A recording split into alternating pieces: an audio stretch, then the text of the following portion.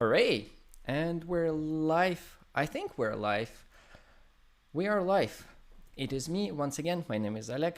I am very happy to see all of you here on one of the episodes of the GraalVM streaming week. And in my virtual studio here, I have a very special guest. It is Margarita. Hello, hello. Margarita, how are you doing? I'm doing fine. And you? I'm doing well. I think I'm doing well. I'm very happy that we managed to organize this session. And today, the topic of our discussions will be the code analysis of your applications, code analysis of your Java applications, and also a little bit about the Polyglot applications, which I hope we will be able to show on a sample demo project. I hope it will all work out. But before we go into those details, let's first maybe talk a little bit about the background. So you work as a software engineer at Sonar Source, and you are quite active in the community. You are a Kotlin user group organizer in Kiev, or at least were, and then you are also a Kotlin Google developer expert. Can you like this is your Twitter bio, right? So this is the basic facts. Can you tell me in a couple of words who is Margarita and what exactly do you do at Sonar Source? Yeah, actually, currently I'm working at Sonar Source as software developer, and I'm working on actually analyzers. So firstly, it was analyzer for Java code, and currently I'm more involved in analyzer for Kotlin code. And currently I live in Geneva, so I had to leave Kiev a few months ago in September, actually. And because of this, I am like a former organizer of Kiev Kotlin user group, but I'm no more of like a lead of it because I'm not there. But yeah, I was like driving Kotlin community in Kiev for a couple of years. We organized a lot of meetups, conferences, and I had talks about Kotlin, and maybe you heard some crazy stuff about Scala and Kotlin interop. It was all about me. And recently in November, I became a Google developer expert in Kotlin. That is very cool. So before, like, you had quite a bit of experience with Scala when you were somewhere in the previous place at Vix, I think. Yeah.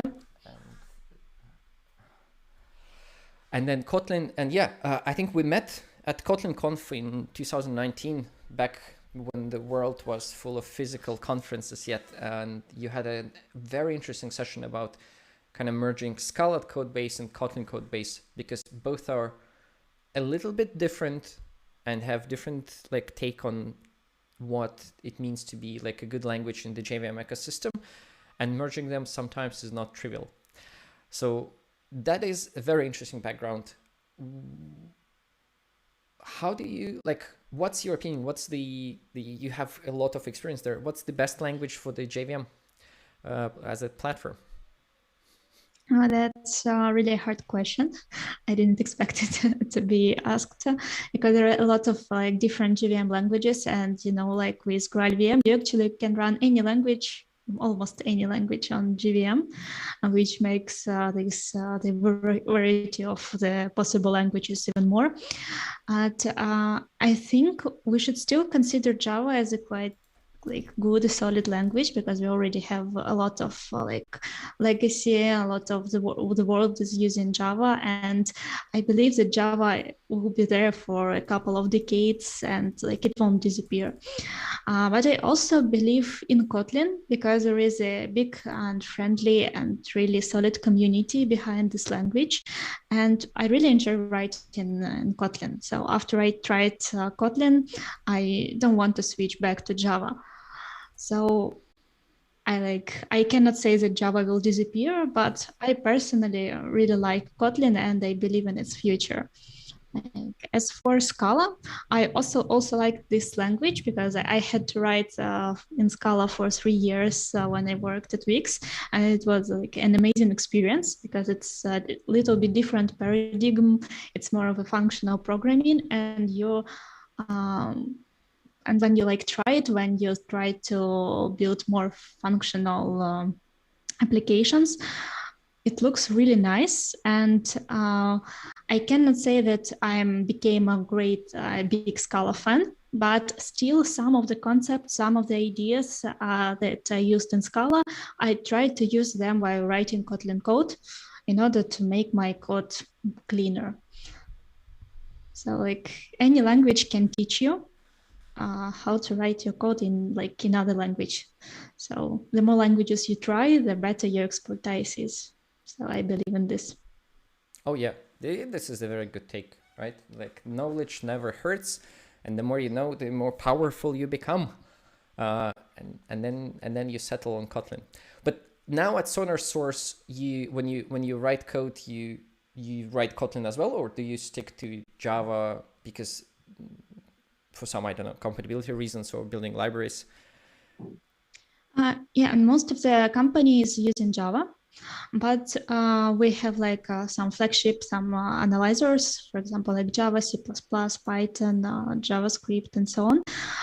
And these analyzers are written in the language they are like analyzing. For example, Java analyzer is written in Java, C++ analyzer is written mostly in C++, so JavaScript analyzer is written in JavaScript. So, again, not in JavaScript, but in TypeScript. So I mean that we try to dog food this language because it's like the best way to find what rules to implement and whether we are good on it or not is to actually use this language. There are also some other analyzers that are written in Java. But recently, when we started working on Kotlin Analyzer, we decided that it's a great idea to use Kotlin here. And as far as there were no objections inside the team, we decided to use Kotlin. And it's still like only a small percent in Sonar Source of Kotlin, but we believe that maybe if we share our experience to our colleagues, our teammates, they will think about switching to Kotlin in other projects too.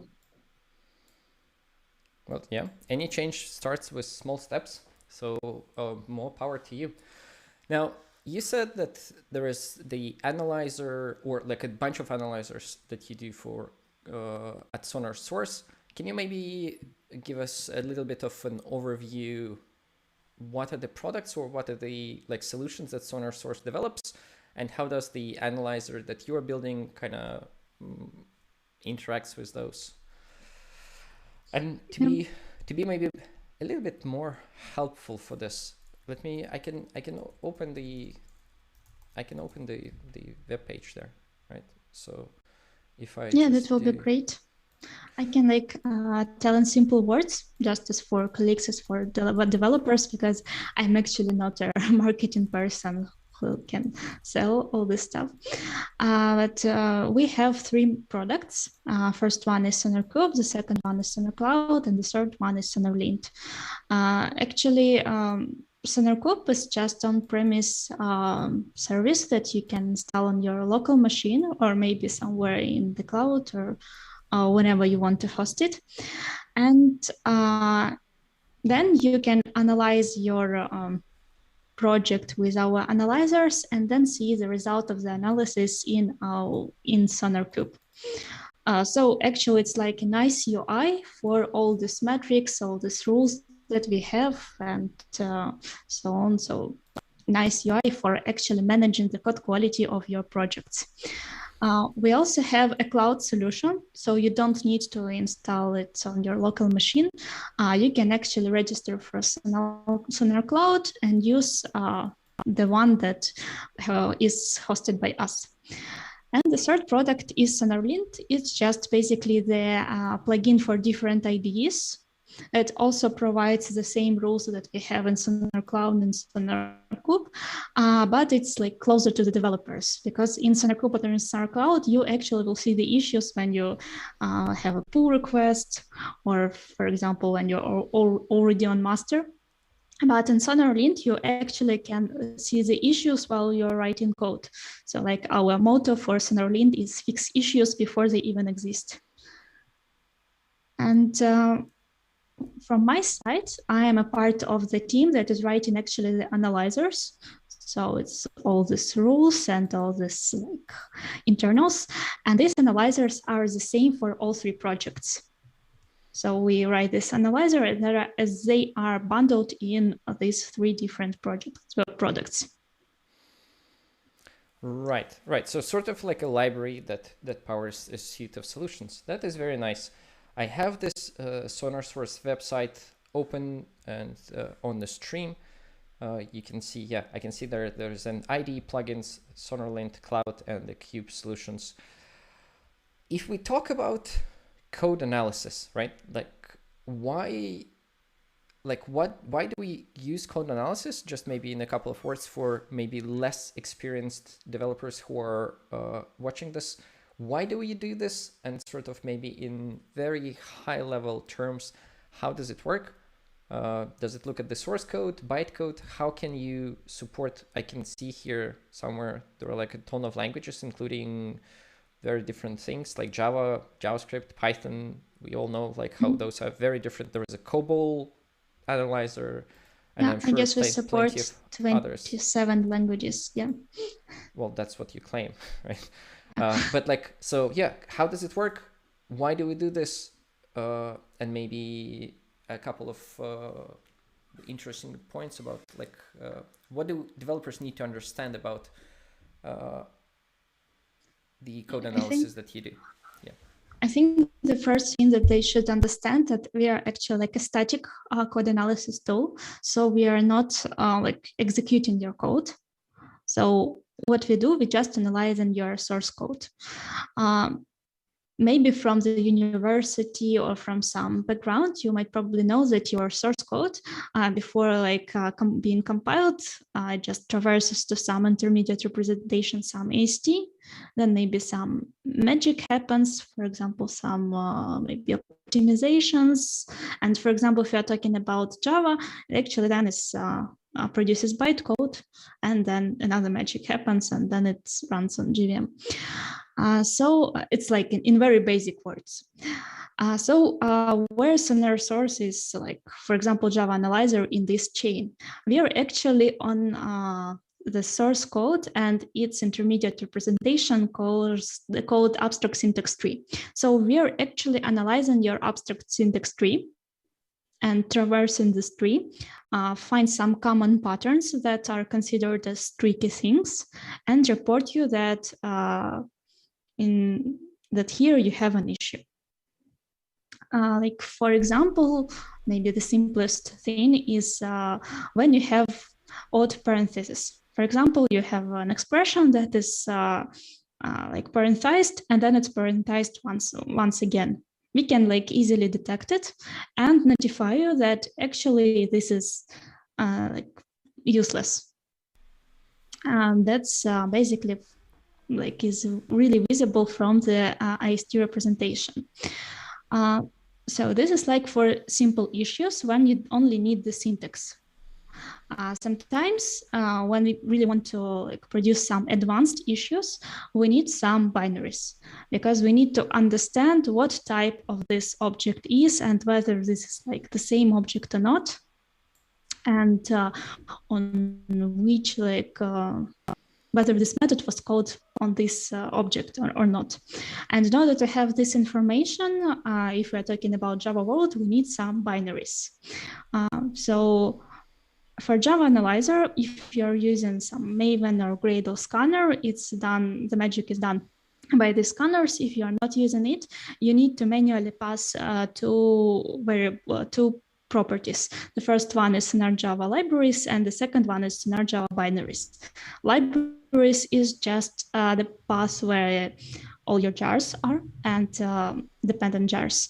And binaries is just the path where all your class files are like situated. And while having these jars and class files, we can actually detect more information about some HT nodes and can produce even better rules and better precision for different rules.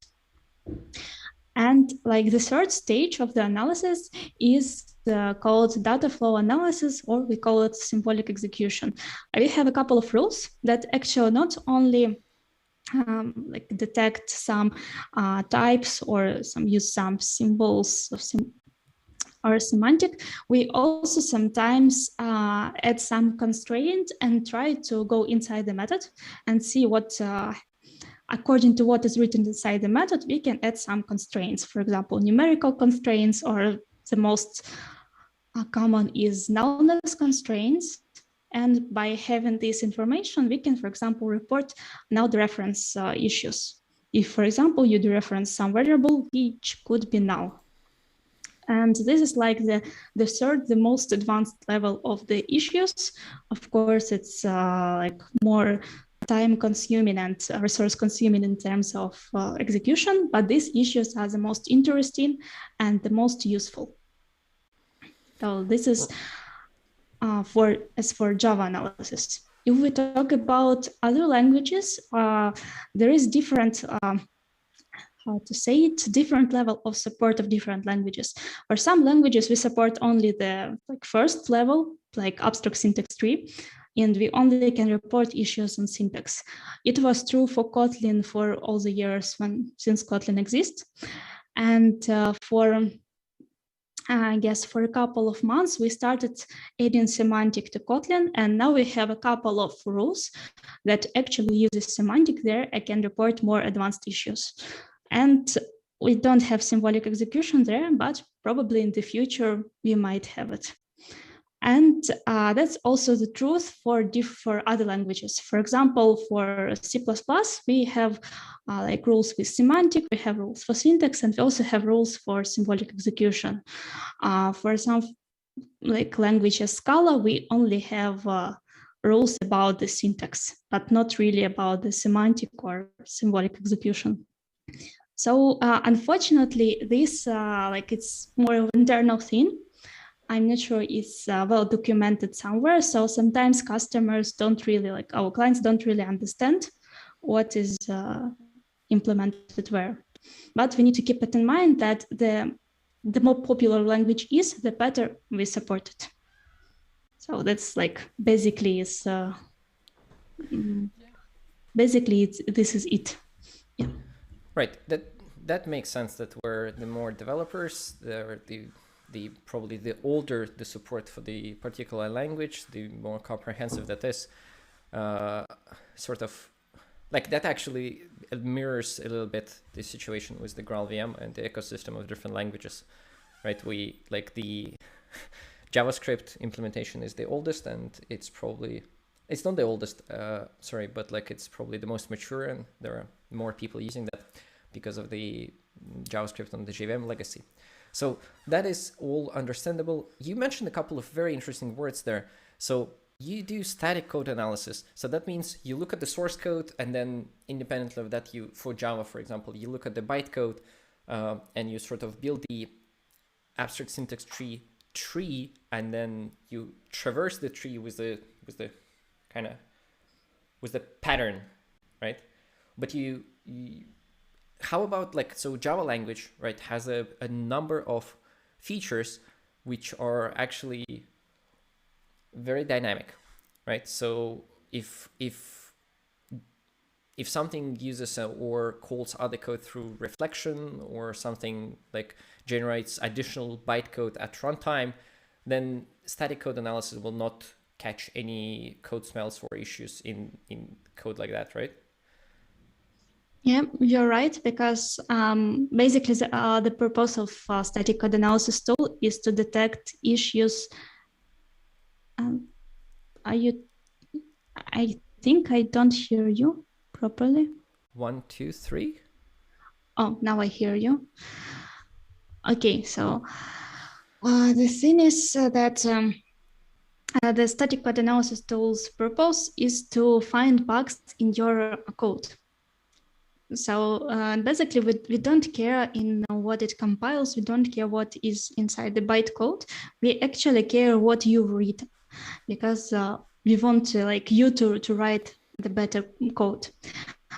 When we implement some rules, we might take into consideration that, for example, these constructions in bytecode looks this way, and other constructions in bytecode looks another way, and it may produce some memory overhead or some other overhead, and or maybe some operations are more time consuming, but it's still will reflect the source code you write, and it still reflects still the issues are only about the source code that you've written.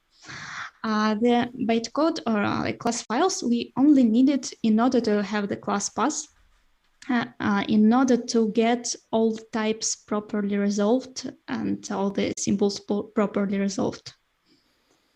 Oh, that's cool. Do you have any support for like frameworks or something? Because, for example, Spring applications, very often they build class paths and load classes dynamically based on some configuration of sorts, right? So if I have like a dependency in my POM XML and then I auto-wire like some bean type that, then Spring will go and instantiate certain like factories and whatnot. Do you have any support for that, or do you just look at the code as a pure like, oh, this is Java code and this is what we support? Yeah, basically we have some rules about targeting Spring, but actually we are not supporting Spring configuration parsing and rules depending on this, but it's something that is on our list because it's really cool stuff, and actually there are a lot of bugs there if you don't write configuration properly. Yes, I think because it doesn't compile, right? Because that's the configuration is strings. That is very cool. And another thing that I wanted to ask, so you do some data flow analysis. You don't have anything like if I run my tests, for example, and then like you could instrument those maybe, and then based on the code paths that are taken, maybe suggest some other things. Do you do anything like that, or there's just symbolic execution that's it? No, unfortunately, we don't do it. We just have symbolic execution that's actually like going through the like building control flow graph. It's the graph, for example, of your method, and applying the constraints after reading the next statements. So it's pseudo execution. So it's not really the execution of your code, but it's something that helps us to learn more information about your code and to report issues more precisely. Nice. Very cool. So if we talk about Java, like what are the versions of Java that you support? We support Java till the 16th. We've recently released the version that supports Java 16, but we have a couple of rule specifications that are still in process of implementing regarding Java 16 features. For example, like if we are talking about the supporting of language, it's nice, like first of all, when you try to analyze the code base written in this language, not to fail the analysis at all. But that's not actually the whole process of supporting the language, because sometimes when new features are introduced or new code, new syntax was introduced, it may break other rules. For example, it may report some false positives or false negatives. Like the recent example is when records were introduced. It's basically records are classes, so the majority of class rules should apply to records as well. But as far as we didn't like have it in our abstract syntax tree, we could not support it immediately. So we needed to do some changes in order to apply these rules for the records as well as they apply for ordinary classes. And vice versa, sometimes if we consider, for example, the rules that for classes should be the same as for the records, sometimes it's not true, because sometimes for records, this rule should not be applied. So in these tricky cases, we don't only want to support it as not to fail, but also want to provide some meaningful result. And of course, new language features such as records, sealed classes, or for example, pattern matching an instance of, it's nice to have new rules for these features because of course you can misuse them. And that's not only compile time errors, but sometimes it could be some logical errors that really compiled, but could be error prone. So we have a couple of rules for these new features that will be released very soon. Right. Very, very nice. Okay. So, and technically, if I have any Java application, I could probably just go into my IDE and install the plugin and then run the inspections on that, right? Yeah, like the first, what you can do in order to find out about our products, first you need to download the Sonar lint and write from your IDE, because it's like, first of all, it's for free and it's the simplest way. Right, makes sense. Okay, I would like to try it, and then I would hope that you will guide me. And then if we hit any interesting points where you feel like there is more to talk about that particular thing, then maybe you can just stop me at any time and just talk about that, because that's what we're all about, a friendly discussion here, right? So I'm gonna go into the corner. So now I have my IntelliJ idea here, and I have a very simple application, right? So this is the one class application. I don't know why I chose this one, but this one, this was what I had when it was open before for me, right? It's a one class application that I used before to showcase the native image demo application building, right? So now what I need to do, I need to install my preferences, the plugin, right? Called Sonar lint. I will Sonar lint. I installed it already. I will enable that. So here's the checkbox. I will apply that. So now I need to restart this. That is unfortunate. I didn't expect that, but I will enable. You're using the latest IDE? Because I guess the latest IntelliJ idea can do it on the fly. I think it's supposed to be fairly recent. At least it bugs me about updates once in a while, right? It's 2021.1. .2. Yeah, so it's built free in July. Okay. Like, it should be fine, right? So we have this now. We have this file, right? And if I do performance, okay. So you can see that Sonar lint already executed on this file. Yep. Okay.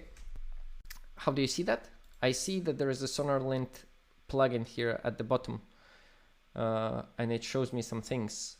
How do I read this view? Yeah.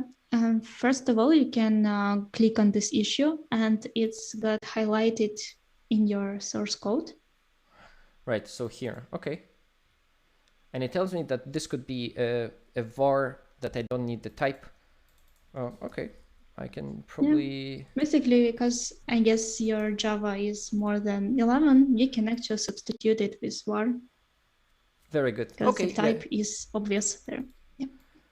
So that was like a code style question, right? Yeah.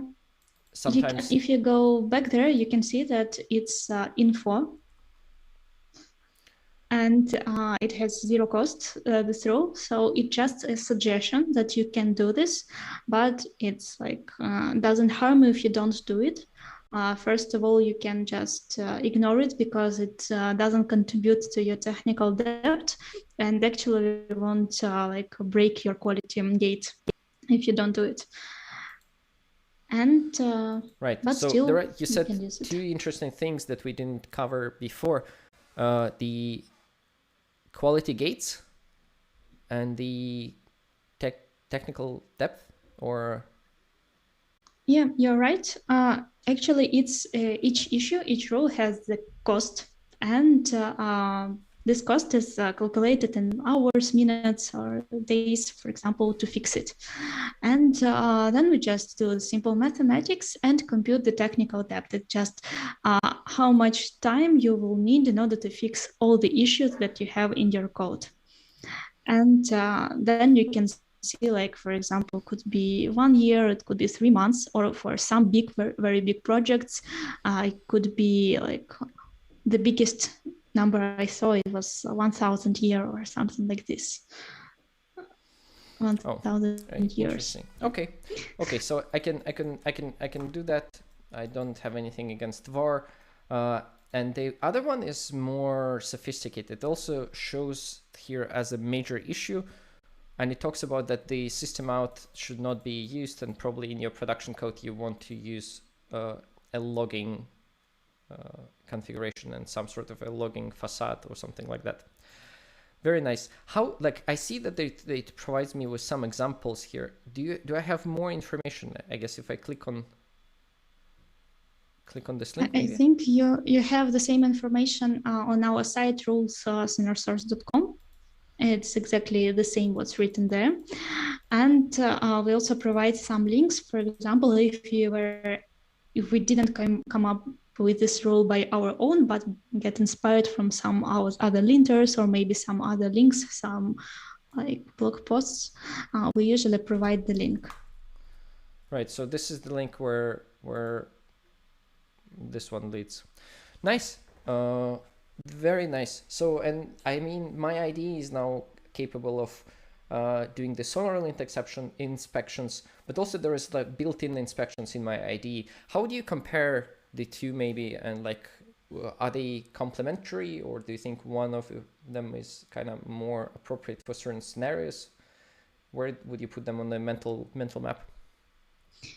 That's a good question. I think we're complementary, because like the more code analysis tools you have, the more issues you will find, and the better the final result will be. There are some rules that we, for example, have in Sonar Source, and in IntelliJ there are no such rules. There are like, and vice versa, of course. There are some rules that we have in IntelliJ and don't have like in our plugins. We try, I think we thought about like not to duplicate the same issues, but on the other hand, if we're talking about IntelliJ inspections, they're seen only by the people who are using IntelliJ, but there is also Eclipse, or maybe people can use any other like editorial IDE and don't have this inspection. So it's nice to have them in Sonar lint too. Or do you have an integration? Yeah, do you have an integration with VS Code? I hear more and more people are at least trying VS Code, and there is more and more support for VS Code and various different projects in the ecosystem. If I'm not mistaken, we have the integration with VS Code. I'm like not the right person to answer about all the supported IDs, because what I know that we support is for Java, we support Eclipse, we support IntelliJ, and right. Currently we started supporting CLion, and yep. And of course, for .NET, there are other IDs that are also supported on their side, but I'm not like know them by heart. So sorry, I can't answer this question. No worries, no worries. So I think I was talking about something and I forgot. Right, sorry, that was an interruption, but it came at the opportune moment because we have a question from the Optimal Monkey in the chat. Do you do in the analysis that you do you do any escape analysis? For example, check that auto-closable declared in a try with resources are not used after the try completes. Whether that, so yeah, so sort of, yeah, escape analysis or stuff like that.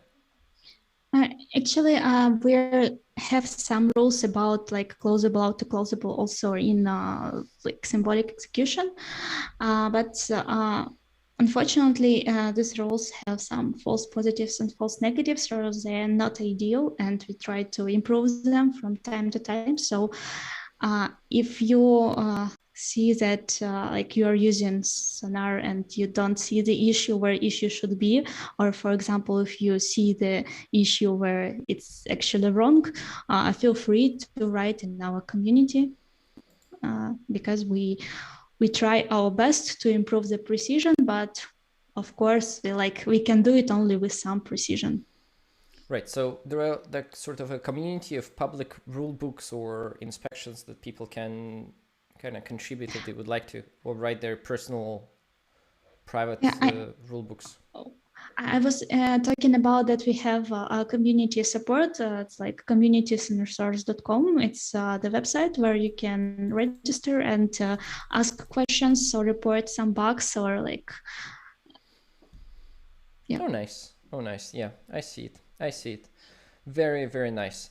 Right. So there are inspections in the IDs. I hope this answers the question, Optimal Monkey. And then you can maybe from the community Sonar Source, maybe one can find the docs on which inspections are available and check for auto-closable there as well. That'd be interesting. Yeah, that'd be interesting. Let's try to continue with the demo. So now I have my very basic plugin. It will work for all my projects here in my local IDE. And then if I would like to enhance my continuous delivery pipeline, the build pipeline, I would probably use something like Sonar Cube if I want to host it myself, right? Or Sonar Cloud if I want to just delegate the hosting to you. I would like to use Sonar Cloud. I registered an account here, I think yesterday, right? And you can see that I joined and I have my projects here. I would like to import a specific project, and it is a very interesting project. So if I go on my GitHub, I'm going to show it to you. Let me just show it to you. This is a Java application that also has Python code in it. So we recently had this stream about using Java and Python together on GraalVM, because that's what you can do, right? So this application here, let me just zoom a little bit on the source. What it has here, it has some Java application class files, and then also the Python, Python code, right? And like you can see that there is not a Python expert. It's well commented here, but like there is plenty of code. So I would like to try to run Sonar Source inspections in the cloud on this project. How do I do this? I guess I need to connect it here, right? So yeah, you can actually analyze new project, or you can press the plus near your icon in the top right corner. Okay, analyze new project, and I need to select my GitHub repository. So for public projects, this is there is a free tier that you can use to analyze your public projects, right? Yeah. Very good. It simplifies my expenses computation here.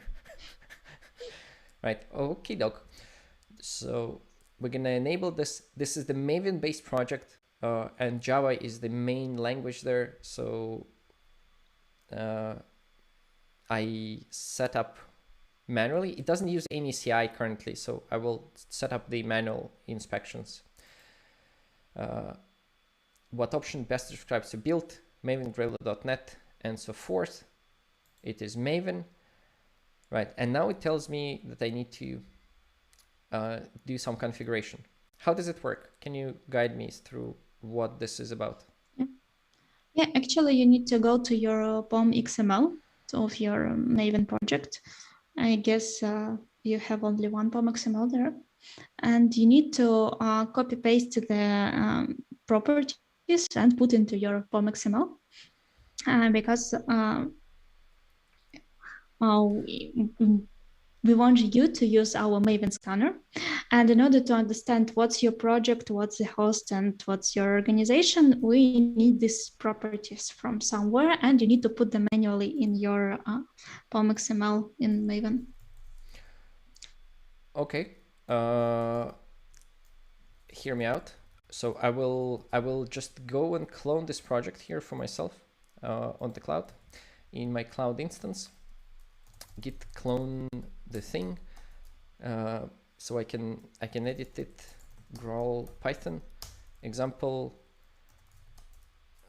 Yeah, that is the same code. So now I need to go and edit the POM XML. Edit the POM XML file, new window. I'm gonna, since we work in the cloud, what I'm gonna do is I'm gonna connect to that cloud instance with my VS Code. Come on, VS Code. Be reasonable.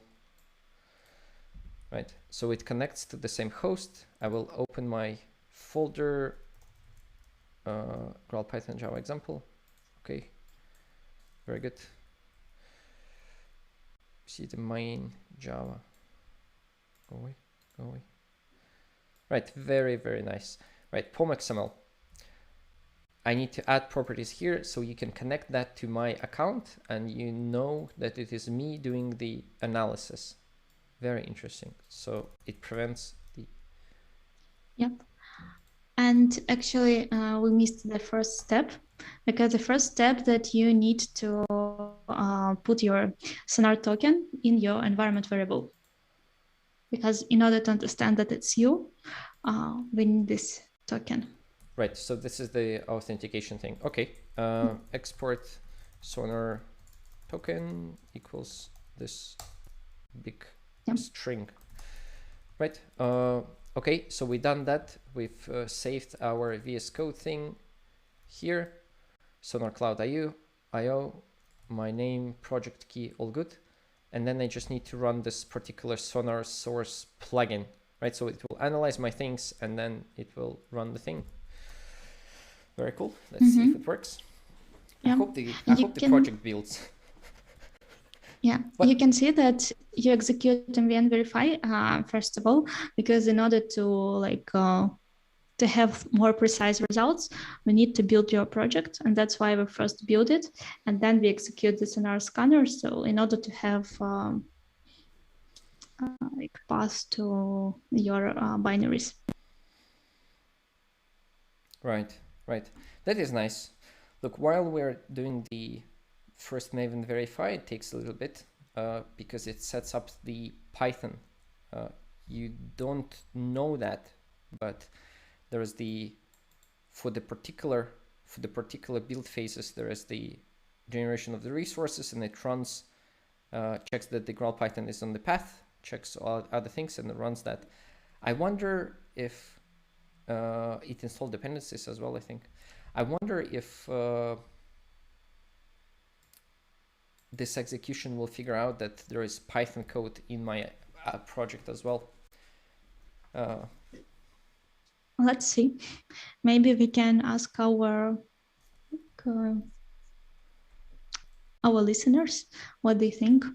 Will Python be detected or not? I don't think it will be detected. No one does this. This is the bleeding edge of writing polyglot applications, mixing Java and Python together like this. I don't think anyone thought about those use cases when they were creating the tools. Okay, I think you can go to this. Yeah. Right. Okay. So it runs some things. It detected some things, which is very interesting. This is the sample project, so don't judge the code quality. This is the sample application that is not intended to be run in production. Okay, so it gives me 2 links. I will go, you can view the results here, okay? Very, very nice.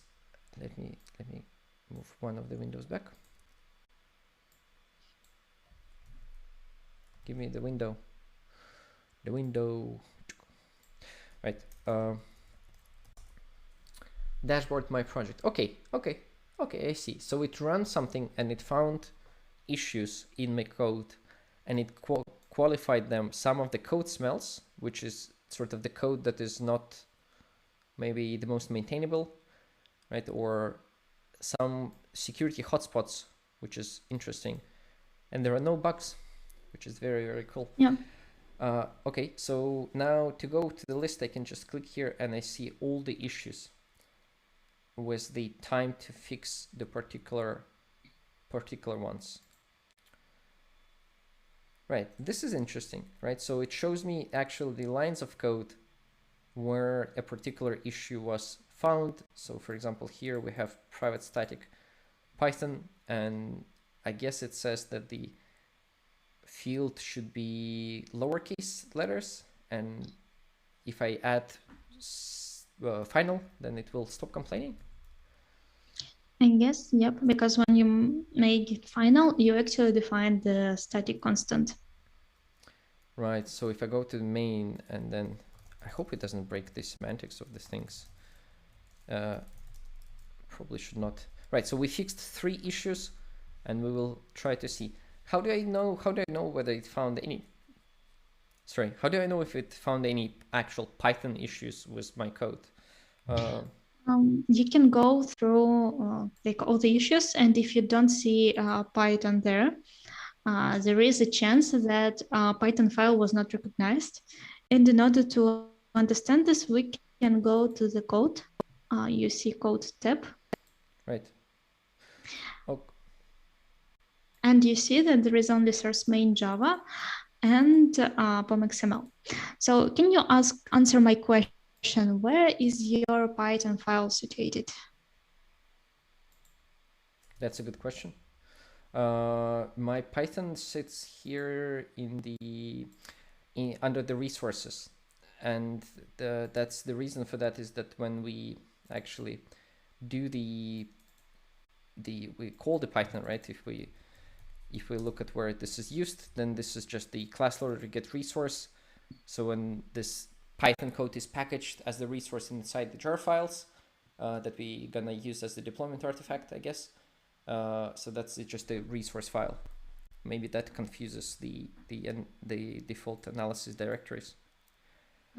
Yeah, so the basic idea is when you're using Maven is to reuse the maximum from Maven, like standard guidelines.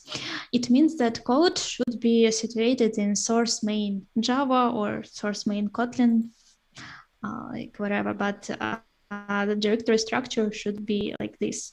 And that's why when we're trying to analyze it, we don't really go into other directories, like for example, resources. But we still can update it, and we can put resources into our like sources property.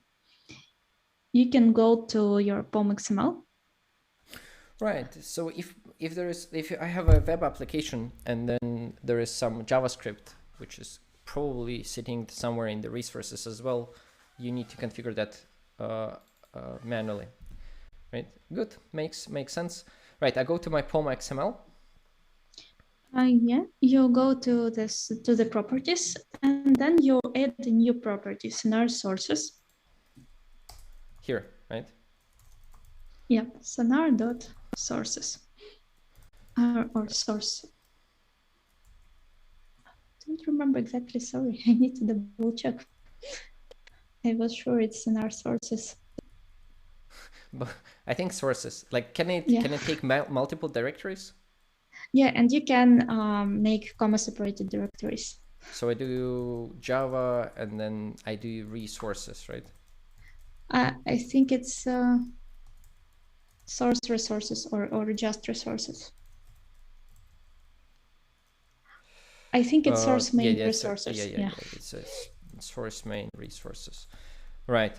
Okay. So now we instructed it that those are the directories that contain the files that we're gonna want to be analyzed, and we're gonna analyze that. And I just run the same command there as well. Yeah, you can write the same command again. Right, what do we expect?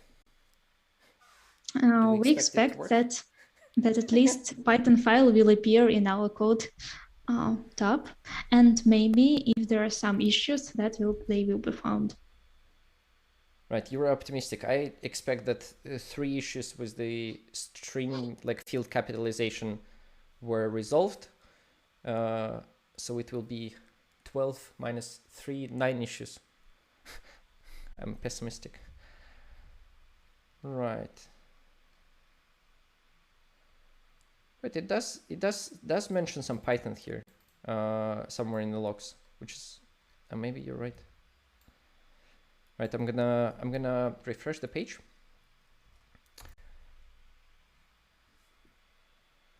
And I'm gonna go to the summary. Right, it has more code smells and it has a bug. What I like here is that there is this activity thing that can show you the burn down charts about how well you're doing.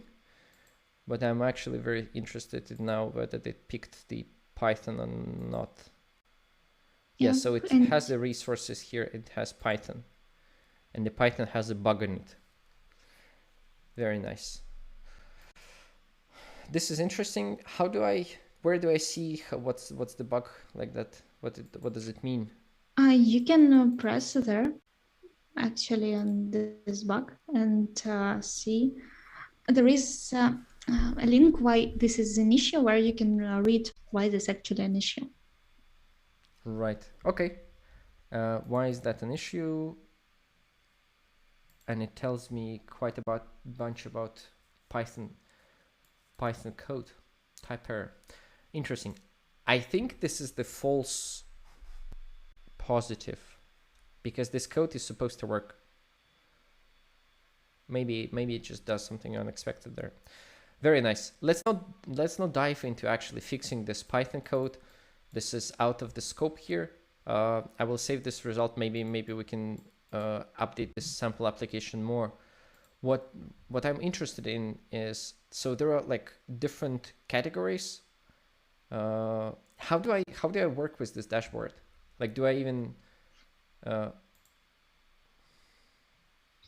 configuration? Okay, first of all, there are different types, like bugs. It's something that is wrong or like is not working properly. This is like what is bug about, and could be error prone. And even if your code is working correctly, it doesn't mean that it's actually correct, because there might be situations where your code is incorrect, but you just haven't faced it. Maybe this like one pass wasn't executed at all. So bug is something that is wrong, and that is like highly recommended to fix. And of course, sometimes there could be some false positives or false negatives. So of course, you need to be attentive there. Code smell, it's something that is not actually wrong, but it's something not optimal. Like, for example, your code is less readable, and if it's less readable, it means that it will be harder to maintain. For example, if we're talking about anonymous classes or lambdas, lambdas are preferred because it's just like makes code more concise and actually nicer and more convenient. And under the hood, it's also a little bit more optimal than just anonymous classes. So this is what code smells is about. They're not like critical bugs, but something that is nice to improve. And there are also two another security categories, like vulnerabilities, which is something that is wrong. It's like bugs, but for security purpose. Like your code can be easily like hacked because of this issue. And security hotspots, it's something that we are not sure, but it could lead to some vulnerability in some cases, and you need to review it carefully. Because one of my really like best security hotspots that I like the most, and that I had to fix for a couple of times. It's regex denial of service. It's when you have regex that in some input can actually cause very long running regex, and like actually can cause denial of service. Yeah, yeah, I know those types of issues. They're pretty cool from the technical point of view, and I guess they're like not that cool when you're actually on the receiving end of the attack. So yeah, here I see a couple of issues about the maybe potentially sensitive information being leaked. So when I have the exceptions, it prints the stack trace. Maybe indeed this is not the best practice. Maybe not the worst deal in the world because the review priority is low. But this is very cool. So what I like about this is that my random project from GitHub consisting of Java and Python code got analyzed in the same way. So what kind of analysis do you do? So you do obviously the security checks, or you do code bugs and like, so what you said, the data flow analysis, static analysis. Do you do any code complexity analysis or like code coverage reports, stuff like that? Yeah, as you can see, we have this coverage icon. So it means that we can integrate it with different coverage reports and actually show you the coverage. We're not running code coverage on our own. We just like using the one that you're using in your build process and just reading the report there. Right. So this is for code coverage. Okay, Nice. I think the most common is JCoco for Java. So we can be integrated with it. Right. Yes. Jacoco, I know, and I think it is pretty overwhelmingly common solution. It's also fairly well maintained, right? Look, the last release one was in May. So shout out to Jacoco project. And also I see there is the complexity thing here, right? Yeah. It's more if you can see there are some measures, so we're not only like reporting some rules or showing coverage, we're also calculate some metrics for the whole project and for a file itself. The first is the cyclomatic complexity is pretty well known, just increases several constructions are increasing your cyclomatic complexity of a method and then of the whole file and of the project. And we also have another sort of complexity, which is just cognitive complexity, because in some cases, cyclomatic complexity is not actually like reported, but you definitely seen that there are problems in some files. So there is another solution to show this complexity is cognitive complexity. It's also talking about different constructions like if, else if, like switch expressions and some try catches, which like influence your cognitive complexity. Another like nice thing that we calculate in there is nesting. For example, if you have if inside if, the more if is nested, the more it brings to the cognitive complexity. So, for example, if it's on the first level, it brings 1 point to the cognitive complexity. If it's on the second level, it brings like 2 to the cognitive complexity. And each new level, it's like increases the cost of like next construction. And there are nice cases with lambdas because lambdas itself, they don't bring to the cognitive complexity, but they bring to the nesting level. And if you have like 5 lambdas nested inside each other, and inside the most inner lambda, you have if, this if will cost you like 5 points, just because it was introduced in the 5th nested level. Would it like, this is, while you were describing this, I actually interesting thought. This sort of corresponds to like, humans look at the code and then they make sense of what is happening there, right? And also the runtime, the compiler looks at your code and tries to make sense of what is supposed to happen to make sure that when the optimization hit, actually the semantics are not changed. So the complexity probably makes it harder for the compiler to optimize this as well, right? I think on the one hand, yes, but we should think that when we write code, we basically are not writing it for the, at least from my point of view, when we are using high-level languages, Java, we write in code for developers. And I think like the first and the main concept should be it should be readable by developers because it's highly more important. And for some reason, I'm not sure, but it correlates with how compiler it understands it and how it optimizes. Yeah, that is true. Still, I agree. But still, it's not like one-to-one mapping because, and I still believe that understanding the code by humans is more important for us. Yes, absolutely. Like the code needs to be written for humans to read, right? And the runtime should be smart enough, like the shameless plug, right? The runtime should be smart enough to figure it out and optimize it to the best of their ability. And there are different runtimes for different languages that do different things and produce different results. Try GraalVM; it shows really good results for your Java code. Right, back to complexity and code analysis. Sorry, that was just a portion moment. That wasn't planned. It wasn't planned. Right, very cool. Like, so I like this. I like that we can analyze different languages here together. So on GraalVM, for me specifically interesting are JavaScript, Python, Ruby, and R. Ruby and R. Are those all supported, or like, are there something missing? Can you repeat this? So Python we saw, JavaScript you mentioned, Ruby and R as a data science. Do you have? Oh, okay.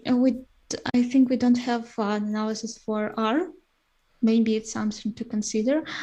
We have analysis for Ruby, but it's basically, it's very basic. Right. Okay. Maybe if we see more traction in the community, we'll spend there more.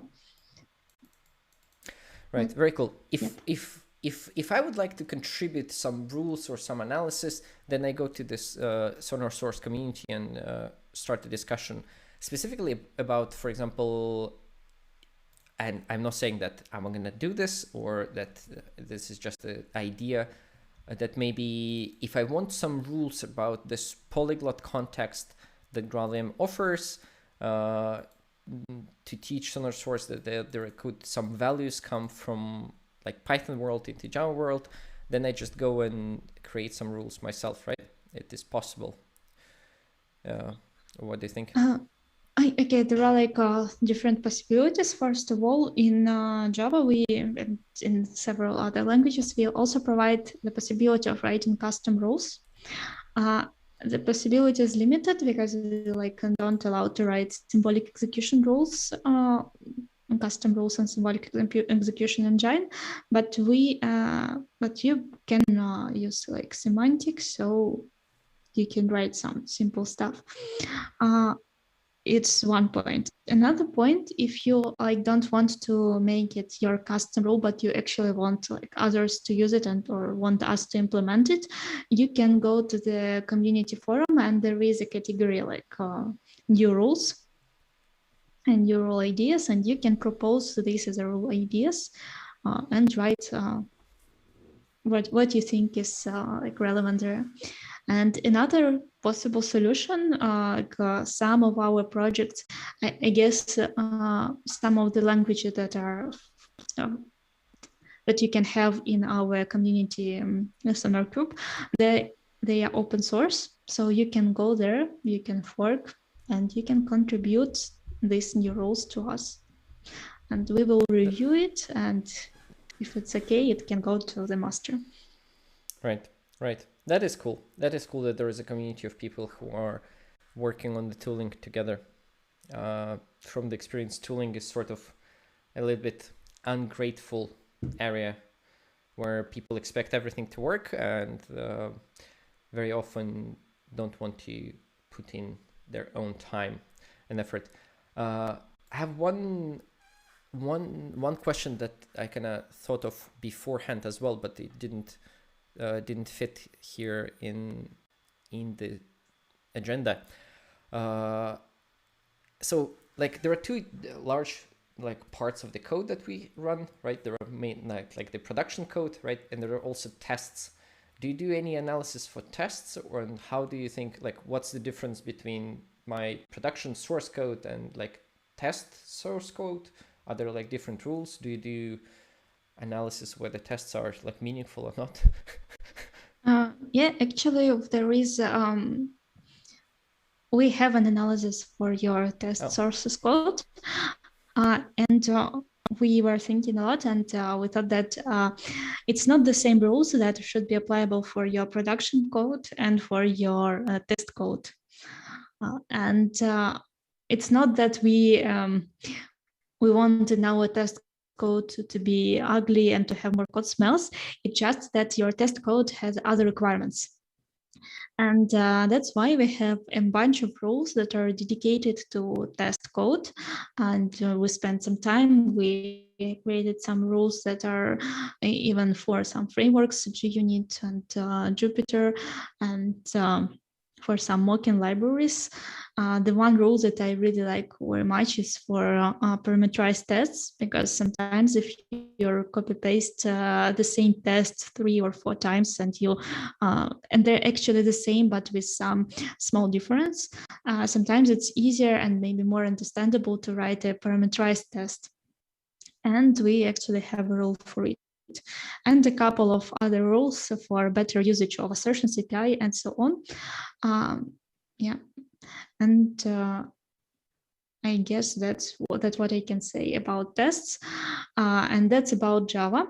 Unfortunately, if we're talking about Kotlin Analyzer, we don't support rules for tests, but that's for now. It's definitely on our list, and for other languages, it's also some languages support it, some languages doesn't support it, but it's also on our list, and maybe sometime we'll have support of tests everywhere. Yeah, that'd be cool. I mean, I just thought about this before the stream, so I didn't like think about that very hard how useful that would be, but it sounds like something that should be covered with the tooling, and it sounds like there is an opportunity to make sure that people write good quality of code, and whether this is the test code or the production application code, this is the different question. Yeah, I don't think that should be the most important thing that we are talking about here. Right. I think we are past the time of an hour that we wanted to dedicate for this. If we have any question now, there's the correct time to ask them in the chats. This is interesting. I think this was a good practical session. I learned how to use the cloud. I like the dashboards. Do you like, one question about the dashboards actually? When I introduce my new code, you kind of sort of prioritize the issues in the new code, right? That I just introduced in the recent commit. Yeah, actually, you can see that there is a huge banner there, set new code definition, and you can see like quality gate not computed, your web page, and see that set new code definition. So actually there is new code concept. It means that when you start your journey with Sonar Cube, Sonar Cloud, you already have some legacy and you already have some like a bunch of issues. And then you can say that, okay, from this moment, we start a new code. And it means that we don't actually like forgive you all the old issues, but we don't count them in your new code like epoch or in your new code era. And the reason is that once you try to touch some file, you touch something, it becomes a new code. So everything that you touched becomes new code. And if you touch something that has an issue, then we report this issue as issue in new code, and you have to fix it, because otherwise you have your quality gate failed. And it's like introduces the concept as clean as you code, because I understand that it's impossible and it's very hard to fix like 500 or thousands of issues at the moment. But try to fix issues when you face them. So you touch some file, you can fix all the issues in that file, or at least those issues that you're facing. And by doing this, like in some point of time, you will get rid of the majority of issues. As far as I remember from some researchers, I guess like ordinary developer or rewrite their code base in a year, write like 80% of their code base in a year. So in a year, you'll probably touch the majority of your code and you fix the majority of your issues. And by doing this, you like step by step, reducing your tech debt and reducing the number of total issues. That is a very good point of view. I have my suspicion if I touch and rewrite more code that it will lead to less issues, but that is me, right? I'm pretty sure that more capable developers, when they rewrite code, they actually fix issues rather than introduce them. We have a question from A. Radionov. Do you have any specific analysis patterns or rules for reactive frameworks or reactive code? Currently, no, we just, but we are working on it. It's definitely on our list. So, yeah, that's something that we want to introduce in the future. Right. Okay, interesting. Yeah, makes sense. Makes sense. I guess there are like plenty of code patterns that would be sources of bugs. Like, I don't know, like collecting to like an instance of the array list that you declare above the stream. Oh, I can imagine that there is some horrible code written in reactive fashion without thinking. Cool. Do I have any more questions? Let me check the other chat as well. I don't think there are currently any more questions, so let's try to slowly wind it down. Thank you very much for coming, and thank you very much for... Oh, we do have the question from BDF and letters. BDF, the rules earlier. Hi, about your question earlier, to add new rules for Polyglot GraalVM, those rules will have to be applied for different languages at the same time. In your example, using Java, Python, for example, to check that the context and the data sharing is done correctly. Yes, so this is, I think there is a larger question. BDG, I will try to rephrase that and tell me if I did a sort of a reasonable job of that. So how does the analysis work? Do you currently look at the individual files, or do you look at the combination of the files and some other files? Can you do like the cross-language barrier, or is it something that needs to be like the functionality needs to be added to enable that? Yeah, unfortunately, we are not doing cross-language analysis, and even if we're talking for some like not symbolic execution, we are not going inside other methods, so we can only get the metadata. So it means that if the issue that you want to introduce is in between Java and, for example, Python, and currently we are not able to implement this because we need like to solve some other problems. For example, we actually want some kind of such cross-language analysis for Kotlin and Java. And we still are thinking about how we can do this. There are different options. Like, for example, Android Lint uses unified AST. So they are generating the same AST for Java and Kotlin. And because of this, they can have some issues in between, because they actually don't care whether it was Java or Kotlin. But by doing this, we will actually lose the precision because we are like having another intermediate representation that is not actually the AST of the source code that you've written. So it comes with some cost. And if we're talking about cross-language analysis, it also comes with some cost and with some problems that we need to solve. So currently it's not possible, but I'm not saying it won't be possible in the future. Oh yeah, sure.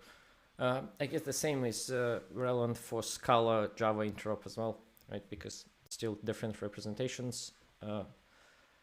Right. BDG CAF says thank you. I think this was a sufficient answer to the question. So well done. Thank you, Margarita. Right. Any more questions? I don't have any other questions that I have in my plan document here. Let's wait 20 more seconds and then say the final words. Do you have anything to plug or thank someone? Do you have a SoundCloud or TikTok or whatever people plug nowadays? Actually, no, I'm just a Twitter person. I'm an old school. Right. If you are looking to ask questions and you're watching this video after the fact, so not live here, but you're watching this on YouTube, then be sure to check out the social profiles of Margarita. There are links in the description. You can find her on Twitter. If you have any questions about the Sonar Source or Sonar Cloud or Sonar Lint or code analysis in general, how it works, then I'm sure she will be delighted to chat with you. Right? That's what else is there to say?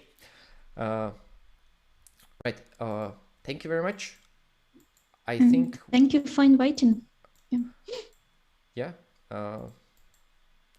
You are welcome.